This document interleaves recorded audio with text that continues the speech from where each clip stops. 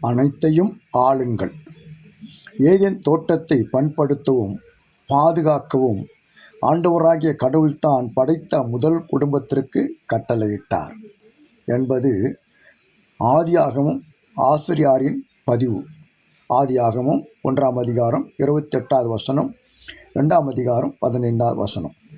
ஆளுகை அரசாட்சி என்பது அழிப்பதற்காக அல்ல, மாறாக வளர்ப்பதற்காக, பேணி பாதுகாப்பதற்காக. மனித இயற்கை வளங்களை பாதுகாக்க வேண்டும், சுற்றுச்சூழலை பாதுகாக்க வேண்டும். இயற்கை செல்வத்தை, உயிரினங்களை அழிக்காது பேணி வளர்க்க வேண்டும். இயற்கையை மதியாது அதனை தனது சுய நலத்திற்காக அழிப்பது இன்றைய மனித குலம் செய்யும் அநீதி. காடுகள் அழிக்கப்படுவதால் மழை குறைந்துவிட்ட அவல நிலையை நம் நாட்டிலும் காணவில்லையா? விவிலிய புரிதலின்படி கடவுளோடும் அடுத்திருப்பவரோடும் இயற்கையோடும் தனி நபராகவோ குழுமமாகவோ கடைப்பிடிக்கப்படும் சீரான உறவுதான் நீதி. ஆக விவிலிய நீதி என்பது கடவுளோடும் பிறரோடும், அதாவது அடுத்திருப்பவர்களோடும் இயற்கையோடும் நாம் ஏற்படுத்தி கொள்ளும் உறவை சார்ந்தது.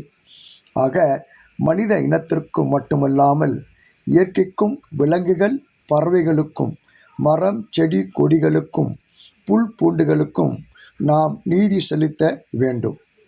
ஆயர்தம் மந்தையை பேணுவது போல நாம் அனைத்திற்கும் ஆயர்போல் பணிபுரிய கடமைப்பட்டவர்கள். ஆக இயற்கையை அன்பு செய்வதிலும் நாம் நீதி விளங்க வேண்டும் என்பது ஆளுகை ஆளாக்க கடவுது என்பதின் பொருளாகும். என் மூத்த சகோதரர், கடவுளை நேசி, பிறரை நேசி, இயற்கை நேசி என்று எந்த ஒரு கடிதத்திலும் எழுத்து படைப்பிலும் தலையங்கமாக பதிவு செய்வார். இதுவே கிறிஸ்தவர்களாகிய நமக்கும் பிற இனத்தார்க்கும் உயிர் மூச்சாக இருக்கட்டுமே.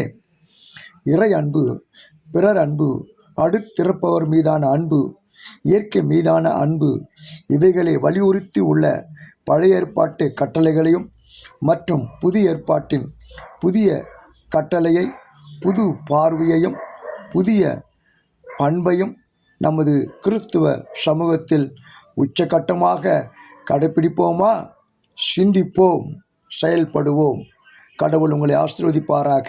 ஆமென்.